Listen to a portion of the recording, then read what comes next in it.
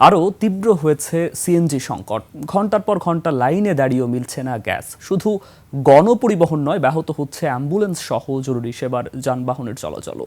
চালকদের অভিযোগ, কৃত্রিম সংকট তৈরি করে দাম বাড়ানোর চেষ্টা চলছে। তবে এসব অভিযোগ অস্বীকার করছে পাম্প কর্তৃপক্ষ। হাকিম মাহির রিপোর্ট। মোহাম্মদ পারভেজ রাজধানীর একটি হাসপাতালের অ্যাম্বুলেন্স চালক। তার রোগী একটি শিশু। দারুস সালামের একটি পাম্পে এসেছেন গ্যাস নিতে।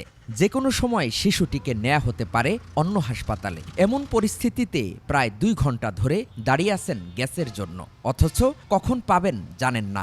শিশুতে বাচ্চারা এখানে আসে, ওইখানে ওনারা বললো যে ভাই আপনি একটু বসেন, আমার বাচ্চারা হয়তো বা ভর্তি না নিলে আমার অন্য জায়গায় শিফট করতে হবে। আমি তাহলে আমি একটু গ্যাস নিয়ে আসি। এখন এই যে সিরিয়াল তো দেখতেই পারতেছেন, এখন কতক্ষণ লাগে এটার কোনো ঠিকই নেই।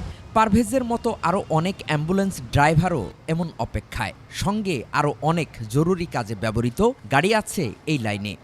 এই মুহূর্তে ঘড়িতে ঠিক 1টা বাজে। আমি রয়েছি কল্যাণপুরের হাফিজা পাম্পে। সেই বিকেল 3টা থেকে এখনো পর্যন্ত বিভিন্ন গাড়ির ড্রাইভাররা এখানে দাঁড়িয়ে রয়েছেন। তারা এখনো পর্যন্ত পাননি গ্যাস। আমরা সরাসরি একটু তাদের সঙ্গে কথা বলতে চাই, আসলে কি কারণে তারা গ্যাস পাচ্ছেন না এবং বর্তমানে পাম্পের কি অবস্থা। কাল 3টার থেকে অপেক্ষা করতেছি, খায়া না খায়া, এই গ্যাস আছে এই নাই কতক্ষণ বন্ধ করে আবার ছাড়ে। সারা রাত জায়গা থেকে দিনে গাড়ি চালানো তো সম্ভব না, এটা আমাদের আরো ক্ষতিগ্রস্ত হবো আমরা। চালকরা জানান, অভাবের সংসারে গ্যাস সংকট যেন মরার উপর খাড়ার ঘা। এমন বাস্তবতায় গাড়ি চালক ও পাম্প কর্মীদের মধ্যে কখনো কখনো চলে তর্ক বিতর্ক কিংবা হাতাহাতি।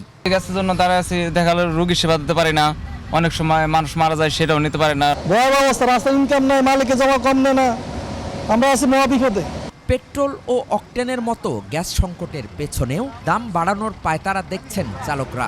তবে এসব অভিযোগ অস্বীকার করছে পাম্প কর্তৃপক্ষ। আমাদের মনে হয় যে কোনো একটা সিন্ডিকেট, নালে মনে করেন এদিকে গ্যাস আছে এদিকে গ্যাস নাই। এটা যে ড্রাইভাররা বলতেছে যে আমরা দাম বাড়ানোর কে?